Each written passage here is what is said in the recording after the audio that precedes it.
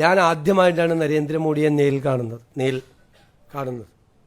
ഞാൻ ഉടനെ തന്നെ പറഞ്ഞു, പിണറായി വിജയൻ്റെ വീടൊന്ന് റെയ്ഡ് ചെയ്യണം നാളെ ED കൊണ്ട്. അപ്പോൾ ഉടനെ മോഡി അപ്പം തന്നെ ഫോണെടുത്ത് കുത്തി. എന്നിട്ട് പറഞ്ഞു, നാളെ രാവിലെ സതീശൻ വന്നിട്ട് ആദ്യമായിട്ടൊരു കാര്യം പറഞ്ഞാണ്, നാളെ രാവിലെ കംപ്ലീറ്റ് സ്ഥലത്ത് റെയ്ഡ് ചെയ്യണം. അപ്പോൾ ഞാൻ പറഞ്ഞു, ഒരു സ്ഥലത്ത് പോരാ, 12 സ്ഥലത്ത് ചെയ്യണം. ആ സതീശൻ പറഞ്ഞേക്കണത് 12 സ്ഥലത്ത് റെയ്ഡ് ചെയ്യാനാണ് പറഞ്ഞേക്കണത്. അങ്ങനെ 12 സ്ഥലത്ത് റെയ്ഡ് ചെയ്തു. ഇത് മുൻ മന്ത്രിമാരുൾപ്പെടെയുള്ള ആളുകൾ വരെ വന്ന് പത്രക്കാരോട് പറയുകയാണ്. ഞാൻ ചിരിക്കണോ അല്ല കരയണോ ഇത് കേട്ടിട്ട്? നിങ്ങളൊന്ന് ആലോചിക്കും. നരേന്ദ്രമോദി ആദ്യമായിട്ട് കണ്ട് മുഖ്യമന്ത്രിയായിട്ട് കാണാൻ പോയപ്പോൾ ഇവിടുത്തെ പ്രതിപക്ഷ നേതാവായിരിക്കുന്ന അദ്ദേഹത്തിൻ്റെ വീട് റെയ്ഡ് ചെയ്യണമെന്ന് ഞാൻ പിണറായി വിജയൻ ഇതൊന്നും പറയില്ല കേട്ടോ. അദ്ദേഹം അങ്ങനെയൊന്നും പറയില്ല. എനിക്ക് അദ്ദേഹത്തെക്കുറിച്ച് എനിക്കൊരു റേറ്റിംഗ് ഉണ്ട് എൻ്റെ ഉള്ളിൽ. അദ്ദേഹം ഒന്നും പറയില്ല. പക്ഷെ നല്ലതാണിത്. എന്താണെന്നറിയാം, ഈ പണ്ടേ ഈ കമ്മ്യൂണിസ്റ്റുകാരെ കുറിച്ചൊരു പരാതിയുണ്ട്, ബലം പിടുത്തം കൂടുതലാണ്, സ്റ്റിഫാണെന്ന്. അതൊക്കെ അയഞ്ഞ് അവർ തമാശ പറയാൻ തുടങ്ങിയല്ലോ. അതിലെനിക്കൊരു സന്തോഷമുണ്ട്. തമാശ പറയാൻ തുടങ്ങിയല്ലോ. എന്താണ് നടക്കുന്നത് കേരളത്തിൽ? കൈരളിയിലെ മാപ്ര ചോദിച്ച ചോദ്യത്തിനുള്ള മറുപടിയാണ്, CM ED റെയ്ഡ് നടന്നല്ലോ, താങ്കൾ മോഡിയെ പോയി കണ്ടതിന്റെ അടിസ്ഥാനത്തിലാണ് ED റെയ്ഡ് നടന്നത് എന്നാണല്ലോ പറയുന്നത്. കൈരളിയിലെ മാപ്ര പ്രതീക്ഷിച്ചില്ല ഇങ്ങനെ ഒരു മറുപടി അല്ലേ. ഇത് ആർക്കൊക്കെ മനസ്സിലാക്കിയാലും ഞാൻ ഇങ്ങനെ ശ്രദ്ധിക്കുക, പല രീതിയിലുള്ള അഭിപ്രായ പ്രകടനങ്ങൾ പല ഭാഗത്തു നിന്ന് കാണുമ്പോഴും ആരും പറയാത്ത ഒരു കാര്യം ഞാൻ കഴിഞ്ഞ ദിവസങ്ങളിലൊക്കെ നിങ്ങളോട് പറഞ്ഞതാ. ഇത് കൃത്യമായിട്ട് സംഘ് പരിവാർ പിണറായി വിജയനെ തൂക്കുന്നതാണ്. സംഘ് പരിവാർ പിണറായി വിജയനെ തൂക്കുന്നതെന്ന് പറഞ്ഞാൽ ഇത്രയും കാലം സംഘ് പരിവാർ സംരക്ഷിച്ചു. അന്ന് സംരക്ഷിക്കാനുണ്ടായ കാരണം എന്താ? പിണറായി വിജയൻ അധികാരമുണ്ടായിരുന്നു. ഇന്ന് ആ അധികാരമില്ലാത്ത വിജയനെ സംഘ് പരിവാറിന് ആവശ്യമില്ല. മാത്രവുമല്ല, സംഘ് പരിവാർ KK രാഗേഷ്, CPMന്റെ ജില്ലാ സെക്രട്ടറി KK രാഗേഷ് പറഞ്ഞതുപോലെ സംഘ് പരിവാർ നോട്ടമിടുന്നത് CPMന്റെ അണികളെയാ. ആ CPMന്റെ അണികളെ ഇങ്ങോട്ടേക്ക് എത്തിക്കണമെങ്കിൽ അതിന് ആദ്യം വീഴ്ത്തേണ്ടത് പിണറായി വിജയനെയാണ് എന്നുള്ളതും സംഘ് പരിവാറിന് നല്ല ബോധ്യ. അത് തന്നെയാ സംഘ് പരിവാർ ചെയ്തുകൊണ്ടിരിക്കുന്നത്. മനസ്സിലായില്ലേ? വളരെ കൃത്യമായിട്ട് അധികാരമില്ലാത്ത വിജയനെ നമുക്ക് വേണ്ട എന്നുള്ളതും, വിജയനെ വീഴ്ത്തിയിട്ട് വേണം അണികളെ അവിടെ നിന്ന് ഇങ്ങോട്ട് എത്തിക്കാൻ എന്നുള്ളതും തന്നെയാണ് സംഘ് പരിവാറിന്റെ ലൈൻ. ഇത് വിജയന് ബോധ്യമുണ്ട്. വിജയൻ അത് തുറന്നു പറയില്ല. അതുകൊണ്ടാണല്ലോ വിജയൻ പത്രസമ്മേളനം നടത്തിയപ്പോൾ നരേന്ദ്രമോദിയുടേതോ BJPയുടേതോ സംഘ് പരിവാറിൻ്റെതോ ആരുടെ ഒരു പേരും പറഞ്ഞില്ല. ഇതിനൊക്കെ പിന്നിൽ ആരാണെന്നാ പറഞ്ഞത്? രാഹുൽ ഗാന്ധി ആണെന്നാ പറഞ്ഞത്. ആ മനുഷ്യന് EDയുടെ മുമ്പിൽ നിന്ന് എഴുന്നേറ്റ് പോകാൻ സമയമില്ല. എന്നിട്ട് ആ മനുഷ്യൻ EDയെ വിളിച്ചിട്ട് പറയാ, പിണറായി വിജയന്റെ വീട് പോയി റെയ്ഡ് ചെയ്യും. നിങ്ങൾ എന്തൊരു ആഭാസത്തരമാണെന്ന് നോക്കൂ നിങ്ങൾ, അല്ലേ?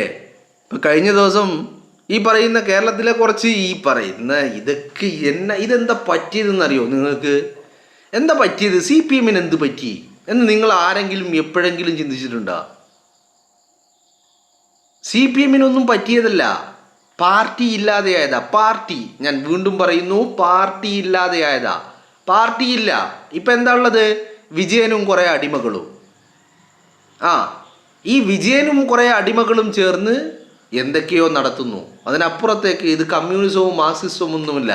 പാർട്ടിയില്ല. പാർട്ടിയുടെ ആശയങ്ങളോ പ്രത്യയശാസ്ത്രങ്ങളോ ഒന്നുമില്ല. ഇവിടെ ഉള്ളത് വിജയനും കുറെ അടിമകളും. അതുകൊണ്ടാണ് ഒരു മര്യാദക്കൊരു ഒരു ആരോപണം ഉന്നയിക്കാൻ പോലും ഇവറ്റകൾക്ക് കഴിയാത്തത്. നട്ടെല്ലില്ലാതെ കെൽപ്പില്ലാതെ ആയിപ്പോയതിൻ്റെ കാരണം അതാണ്. മനസ്സിലായില്ലേ? കൃത്യമായിട്ട് പാർട്ടി ഇല്ലാതെയായി എന്നുള്ളത് മാത്രമാണ്. മനസ്സിലായില്ലേ? ആൻഡ് ഇന്നലെ ഈ ED റെയ്ഡ് നടന്നിട്ട് ഇതിൻ്റെ പിന്നിൽ ഇപ്പൊ നിലവിൽ കേന്ദ്ര അന്വേഷണ ഏജൻസികളോ മറ്റുള്ളവരോ പിണറായി വിജയനെ ഡയറക്റ്റ് ആയിട്ട് ലക്ഷ്യം വെക്കുന്നില്ല എന്നുള്ളതിൻ്റെ യാഥാർത്ഥ്യം. പിണറായി വിജയനെ ഡയറക്റ്റ് പോയി അറ്റാക്ക് ചെയ്ത് പിണറായി വിജയനെ തൂക്കിയെടുത്ത് അകത്തിടുക, ഇതല്ല ലക്ഷ്യം. ഇതിനു വേണ്ടിയല്ല പ്രവർത്തിക്കുന്നത്. പിണറായി വിജയനെ അവർ ഡയറക്റ്റ് അറ്റാക്ക് ചെയ്യുകയില്ല. ഇന്നലെ അന്വേഷണ പരിധിയിൽ പിണറായി വിജയൻ ഇല്ല. പിന്നെ പിണറായി വിജയന്റെ വീട്ടിലായതുകൊണ്ട് അവിടെ പിണറായി വിജയൻ ഉണ്ടായി എന്നുള്ളത് മാത്രം. അതിന് തന്നെയാണ് ഇന്ന് പിണറായി വിജയൻ വാർത്താ സമ്മേളനം നടത്തിയിട്ടും പറഞ്ഞത്. അപ്പൊ നിങ്ങൾ ചോദിക്കും പിന്നെന്തിനാ പിണറായി വിജയന്റെ വീട്ടിൽ? പിണറായി വിജയന്റെ വീട്ടിലാണ് വീണയുടെ ജീവിതം. അതുകൊണ്ടാണ് വീണ എപ്പോഴും ഈ പറയുന്ന പിണറായി വിജയന്റെ മകളാണ് എന്നതിനപ്പുറം ഈ പറയുന്ന പണം ഉണ്ടാക്കാൻ ഇന്റർമീഡിയറി ഈ വീണയാണ്. അതുകൊണ്ടാണ് വീണ പിണറായി വിജയന്റെ വീട്ടിലേക്ക് എത്തിയത് ഈ അന്വേഷണ ഉദ്യോഗസ്ഥര്. മനസ്സിലായില്ലേ? അതാണ് അതിൻ്റെ യാഥാർത്ഥ്യം എന്ന് പറയുന്നത് കൃത്യമായിട്ട്. അതിനപ്പുറത്തേക്ക് ഇതിൽ യാതൊരു കാര്യവുമില്ല. അപ്പം ഞാൻ പറഞ്ഞു വന്നത്, ഇപ്പോൾ ഈ നിങ്ങളൊന്ന് ആലോചിച്ച് നോക്ക്, മുഖ്യമന്ത്രിമാർ ഇപ്പം പിണറായി വിജയൻ എത്ര വട്ടം നരേന്ദ്രമോദിയെ പോയി കണ്ടിട്ടുണ്ട്? അത് സ്വാഭാവികമായിട്ടും രാജ്യത്തെ പ്രധാനമന്ത്രി എന്നുള്ള രീതിയിൽ സംസ്ഥാനങ്ങളിലെ മുഖ്യമന്ത്രിമാർ പോയി കാണും. എസ്പെഷ്യലി ഒരു ഭരണമാറ്റമൊക്കെ സംഭവിക്കുമ്പോൾ അല്ലെങ്കിൽ എന്തെങ്കിലും ഒരു ആവശ്യങ്ങളൊക്കെ ഉണ്ടാകുമ്പോൾ കൃത്യമായിട്ട് പ്രധാനമന്ത്രിയുമായി കൂടിക്കാഴ്ച നടത്തും, ആവശ്യങ്ങൾ ഉന്നയിക്കും, ഇതൊക്കെ ചെയ്യും. ഇപ്പം ഞാനിങ്ങനെ ആലോചിക്കുമ്പോൾ ഈ മന്ത്രി കസേരയിലൊക്കെ ഇരുന്ന് കുറേ കൃമികീടങ്ങളുണ്ടല്ലോ, സംഭവം വെറും കൃമികീടങ്ങളാ. എങ്ങനെ മന്ത്രിയായി ഇവറ്റകൾക്ക് മന്ത്രിയാകാനുള്ള വല്ല യോഗ്യത ഉണ്ടായിരുന്നോ? ഒരു യോഗ്യത ഉണ്ടായിരുന്നില്ല. പിന്നെ എങ്ങനെയാ മന്ത്രിയായത് പിണറായി വിജയന്റെ അടിമകളായിരുന്നു, കുഴലൂത്തുകാരായിരുന്നു എന്നുള്ളത് മാത്രമായിരുന്നു മാനദണ്ഡം എന്ന് പറയുന്നത്. അപ്പോൾ ഇവറ്റകളെ ഇതൊരു ഒരു സീരിയസ് പ്രോസസ്സിംഗ് അല്ലേ ഈ രാഷ്ട്രീയം എന്ന് പറയുന്നത്. എസ്പെഷ്യലി ഭരണവും പ്രതിപക്ഷവും തമ്മിലൊക്കെ ഉള്ളത് വളരെ സീരിയസ് ആയിട്ടുള്ള അപ്രോച്ച് അല്ലേ. അവിടെ ഇത്തരത്തിലൊരു സംഭവം നടക്കുമ്പോൾ നമ്മൾ ഇ ഡിയുടെ ഭാഗം എന്താണ് എന്ന് ചോദിച്ചാൽ ഇ ഡിയുടെ മിക്ക പ്രവർത്തികളും അത് രാഷ്ട്രീയ ലക്ഷ്യങ്ങളുള്ളത് തന്നെയാണ്. എന്നാൽ എല്ലായ്പ്പോഴും അങ്ങനെയാണോ? അല്ല. മനസ്സിലായില്ലേ? അപ്പോൾ അവിടെ ഇങ്ങനെ ഒരു കാര്യം ഉണ്ടായിട്ട് കൃത്യമായ പ്രതിരോധങ്ങളും മറുപടികളും വേണ്ടെടുത്ത് അക്രമങ്ങൾ അയച്ചു വിട്ട് എന്തോ തമാശ പറയും പോലെ, കോമഡി പറയും പോലെയൊക്കെ ജനങ്ങൾക്ക് മുന്നിൽ വന്ന് നിന്ന് സംസാരിക്കുക എന്നൊക്കെ പറഞ്ഞു കഴിഞ്ഞാൽ, ഇനി ഇവിടെ മറ്റൊരു കാര്യം കൂടിയുണ്ട്. ഈ CMRL തന്നെ ഈ ഇ ഡി അന്വേഷണം മെയ് 26 ഹൈക്കോടതിയിൽ ഒരു വിധി ഉണ്ടായിട്ടുണ്ട്. CMRL നൽകിയ അപേക്ഷ ഹർജി തള്ളിയിട്ട്, ആവശ്യം തള്ളിയിട്ട് ഇ ഡിക്ക് തുടരാം എന്ന് പറഞ്ഞുകൊണ്ട് ഹൈക്കോടതി ഒരു ഉത്തരവ് പറഞ്ഞിട്ടുണ്ട്. അപ്പം എന്തേ ഈ CPM-കാർ അങ്ങനെ ചിന്തിക്കാത്തത്? ഈ ഹൈക്കോടതിയും അങ്ങനെയും പറയാലോ. അപ്പം ഇ ഡി വന്നത് രാഹുൽ ഗാന്ധി പറഞ്ഞു വിട്ടതാണ് എന്ന് പറയുന്ന ആളുകൾക്ക് എന്തേ ഈ പറയുന്ന ഹൈക്കോടതി സംഘ് പരിവാറിന്റെ ചട്ടുകമായി പ്രവർത്തിക്കുന്നു? നരേന്ദ്രമോദി പറഞ്ഞതനുസരിച്ചാണ് ഹൈക്കോടതി പറഞ്ഞത്, അതനുസരിച്ചാണ് ഈ പറയുന്ന ഇ ഡി വന്നത് എന്ന് പറയാൻ കഴിയാത്തത് എന്തുകൊണ്ടാണ്? അങ്ങനെ ഒരു സംഭവം ഉണ്ടായിട്ടുണ്ടല്ലോ, അതെല്ലാവരും അവസ്മരിക്കുന്നത്. വളരെ കൃത്യമായിട്ട് ഹൈക്കോടതിയുടെ ഇടപെടൽ 26 നടന്നിട്ടുണ്ടല്ലോ. 27 റെയ്ഡ് നടക്കുന്നു, 26 ഹൈക്കോടതി വിധി വരുന്നു. ഇതൊക്കെ ഉണ്ടായിട്ടുണ്ടല്ലോ. ഇങ്ങനെയൊക്കെ പശ്ചാത്തലങ്ങൾ ഇവിടെ ഉണ്ടല്ലോ. ഇപ്പം ഞാൻ പറഞ്ഞു വരുന്നത്, കൃത്യമായിട്ട് പെട്ടു എന്ന് പിണറായി വിജയൻ അറിയാം, പിണറായി വിജയൻ്റെ അടിമകൾക്കും അറിയാം കൃത്യമായിട്ട് പെട്ടു എന്നുള്ള കാര്യം. ആ പെട്ടു എന്നുള്ള കാര്യം തന്നെയാണ് ഇവരെ ഇത്ര ഭയവിഹ്വലരാക്കുന്നത്. ഇനിയുള്ളത് എന്താണ് മുന്നിൽ? കീഴടങ്ങലാണ്. ആ കീഴടങ്ങലിൻ്റെ ആദ്യഘട്ടം കഴിഞ്ഞു. അതാണ് ഈ ഇ ഡി റെയ്ഡ് കഴിഞ്ഞതിന് ശേഷം പിണറായി വിജയൻ മാധ്യമങ്ങളെ കണ്ടപ്പോൾ നരേന്ദ്രമോദി എന്നോ BJP എന്നോ സംഘ് പരിവാർ എന്നോ അങ്ങനെയുള്ള ഒരു വാക്കുകളും അദ്ദേഹം ഉപയോഗിച്ചില്ല. എന്തുകൊണ്ടാ? അതൊരു കീഴടങ്ങലാ. പകരം നരേന്ദ്രമോദിയെ സന്തോഷിപ്പിക്കാൻ രാഹുലിൻ്റെ പേര് പറഞ്ഞു അല്ലേ? സ്വാഭാവികമായിട്ടും രാജ്യം ഭരിക്കുന്നത് സംഘ് പരിവാർ, രാജ്യം ഭരിക്കുന്നത് നരേന്ദ്രമോദി, രാജ്യം ഭരിക്കുന്നത് BJP.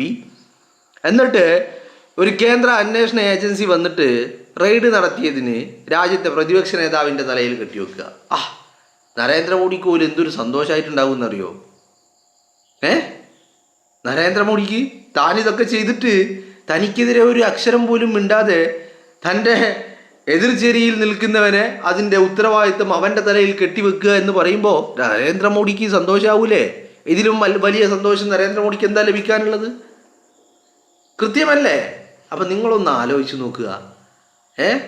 രാഹുലിൻ്റെ പേരും അറിയാം. വി ഡി സതീശൻ പോയിട്ട് നരേന്ദ്രമോദിയെ കണ്ടതിനാണെന്ന് പറയാം. വി ഡി സതീശൻ പോയി കണ്ടത് രാജ്യത്തെ പ്രധാനമന്ത്രി എന്നുള്ള രീതിയിൽ കേരളത്തിൻ്റെ മുഖ്യമന്ത്രി പോയി കണ്ടതാണ്. മനസ്സിലായില്ലേ? കൃത്യമായിട്ട് ഈ സർക്കാരിൻ്റെ നയങ്ങളും ആവശ്യങ്ങളും കേരളത്തിൻ്റെ ആവശ്യങ്ങളുമൊക്കെ അദ്ദേഹത്തിന് മുന്നിൽ അദ്ദേഹത്തോട് പറയാൻ വേണ്ടിയാണ് പോയിരിക്കുന്നത്. അപ്പോൾ അവിടെ ചെന്നിട്ട് പറയാണ് എന്ത്, സതീശൻ പോയിട്ട് ഇത്ര വലിയ മണ്ടന്മാരായിപ്പോയില്ലിട്ട് നിങ്ങൾ. സ്വാഭാവിക പണ്ടൊക്കെ ഇവർക്കൊരു കുറച്ചൊരു ബുദ്ധിജീവി എന്നുള്ള പേരുകളൊക്കെ ഇവരുടെ കൂട്ടത്തിലുള്ള ആളുകൾക്ക് ഉണ്ടായിരുന്നു. ഇപ്പം അതില്ല. ഇപ്പം എന്താ പറയുന്നത്, മന്ദബുദ്ധിജീവി. എന്താ കാരണം? അമ്മാതിരി പൊട്ടന്മാരാണെന്നേ. കാലം മാറിയപ്പോൾ കഴിഞ്ഞ 10 വർഷം കൊണ്ട് എന്തുണ്ടായെന്ന് ചോദിച്ചാൽ ഇവറ്റുകൾക്ക് ബുദ്ധി ഇല്ലാതെയായി എന്നുള്ളതാണ് ഇതിൻ്റെ ഏറ്റവും പരമപ്രധാനമായ കാര്യം എന്ന് പറയുന്നത്. കഴിഞ്ഞ 10 വർഷം കൊണ്ട് ഇവറ്റുകളൊക്കെ അടിമപ്പെട്ടുപോയി, അടിമകളായി മാറി. അടിമകളായി മാറിക്കഴിഞ്ഞാൽ പിന്നെ സ്വയം ചിന്തിക്കാനുള്ള കഴിവുകൾ ഉണ്ടാവില്ല. ആരെങ്കിലുമൊക്കെ കുത്തിവെക്കുന്നത് മാത്രമേ ചിന്തയിലേക്ക് വരികയുള്ളൂ. അതാണ് കൃത്യമായിട്ട്. മനസ്സിലായില്ലേ? അപ്പോൾ എന്താ നടക്കുന്നത് നിങ്ങളൊന്ന് ആലോചിച്ച് നോക്കൂ. അപ്പോൾ ഇതാണ് അവസ്ഥ എന്ന് പറയുന്നത് അല്ലേ? പിന്നെ ഈ പറയുന്ന ഇത് വേറൊരു കാര്യമുണ്ട്. മുഖ്യമന്ത്രി മാറി, മുഖ്യമന്ത്രി സതീശനാണ്. ഞാൻ പറയുന്നു കൃത്യമായിട്ട് സതീശന് ചില കാര്യങ്ങളിൽ വല്ലാത്ത കഴിവാ. അത് ഈ പറയുന്ന മാധ്യമങ്ങൾക്ക് മുന്നിൽ സംസാരിക്കാൻ അയാൾക്ക് ഭയങ്കര കഴിവാ. ഇപ്പം കഴിഞ്ഞ 10 വർഷം കേരളത്തിൽ മുഖ്യമന്ത്രി ഉണ്ടായിരുന്നില്ല, വാർത്താ സമ്മേളനം ഉണ്ടായിരുന്നോ? ഇല്ല.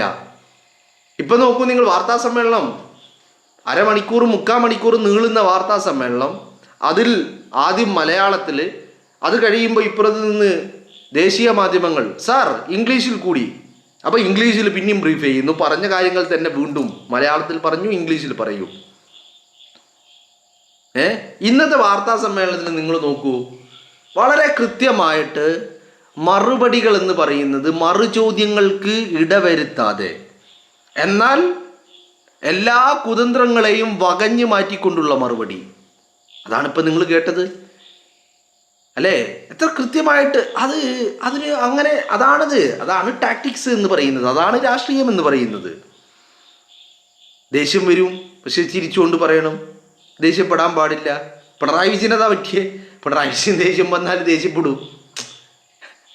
ചിലപ്പോൾ നമ്മൾ പ്രകോപിതരാകും, കാരണം നമുക്ക് ഇഷ്ടമല്ലാത്ത കാര്യങ്ങളൊക്കെ ചോദിക്കും. അതിന് പ്രകോപിതരാകാൻ പറ്റില്ല. അപ്പം ഞാൻ പറഞ്ഞു വരുന്നത്, കേരളം മാറുകയാണ്, രാജ്യവും മാറുന്നുണ്ട്, ലോകം മാറുകയാണ്. അപ്പോൾ പിന്നെ കേരളം മാറുന്നു, രാജ്യം മാറുന്നു എന്നൊന്നും പറയാനില്ല. അവിടെ കൃത്യമായിട്ട് ഓരോ സ്പന്ദനങ്ങൾക്കൊപ്പം നിൽക്കുന്ന ഭരണകർത്താക്കളെയാണ് ആവശ്യം. അത് കൃത്യമായിട്ട് സതീശനിൽ നമുക്ക് കാണാൻ കഴിയുന്നുണ്ട്. ഇപ്പം ഇന്നത്തെ നിയമസഭയിൽ നടന്ന നയപ്രഖ്യാപനം, പോളിസി ഡിക്ലറേഷൻ, ഗവർണർ സഭയെ അഡ്രസ്സ് ചെയ്തത്, കൃത്യമായിട്ട് മാനിഫെസ്റ്റോയിൽ പറഞ്ഞ ഓരോ കാര്യങ്ങളും പ്രാബല്യത്തിൽ വരുന്ന കാഴ്ചയാണ് നമുക്ക് കാണാൻ കഴിയുന്നത് അല്ലേ? ഇപ്പോൾ അതൊക്കെ അവിടെ നിൽക്കട്ടെ. ഇങ്ങനെ പറഞ്ഞു വരുമ്പോൾ പല കാര്യങ്ങളിലേക്കും ഡൈവേർട്ടായി പോകും. അപ്പോൾ പറഞ്ഞു വന്നത് എന്താണ്? വി ഡി സതീശൻ്റെ വാർത്താ സമ്മേളനം തന്നെയാണ്. നിങ്ങളൊന്ന് ആലോചിച്ച് നോക്ക്. ഈ വാർത്താ സമ്മേളനത്തിൽ മാപ്രകൾക്ക് ഇത്രയും ഇങ്ങനെ ഒരു മറുപടി കൊടുത്തിട്ട് തിരിച്ച് ചോദിക്കാനോ അല്ലെങ്കിൽ സതീശനെ ഒന്ന് മറികടക്കാനോ ഇവർക്ക് സാധിച്ചില്ല. ഇത് സതീശൻ കുറേ അത് അയാളുടെ ഒരു ഒബ്സർവേഷൻ എന്നൊക്കെ പറയുന്നില്ലേ നമ്മൾ. കൃത്യമായിട്ട് സതീശൻ എല്ലാ കാര്യങ്ങളെയും കഴിഞ്ഞ കാലങ്ങളിൽ, എസ്പെഷ്യലി കഴിഞ്ഞ 5 വർഷം, അതിന് മുമ്പ് ഉണ്ടായിട്ടുണ്ട്, ഇല്ല എന്നല്ല കേട്ടോ. ധനമന്ത്രിയായിരിക്കുമ്പോൾ തോമസ് ഐസക് ധനമന്ത്രിയായിരിക്കുമ്പോൾ ഒരു സംവാദം നടത്തിയിട്ട് തോമസ് ഐസക്കിനെ നിലംപരിശാക്കിയ വ്യക്തിയാണ്. ഞാനത് പറയുന്നത്, സതീശന് ചില കാര്യങ്ങളിൽ വലിയ പ്രാവീണ്യമാണ്. എല്ലാ കാര്യങ്ങളിലും ഉണ്ട്, പക്ഷെ ചില കാര്യങ്ങളിൽ ബെസ്റ്റാണ് സതീശൻ. അതിലൊന്നാണ് ഈ മാധ്യമങ്ങളുടെ മുന്നിൽ മറുപടി പറയുക എന്ന് പറയുന്നത്.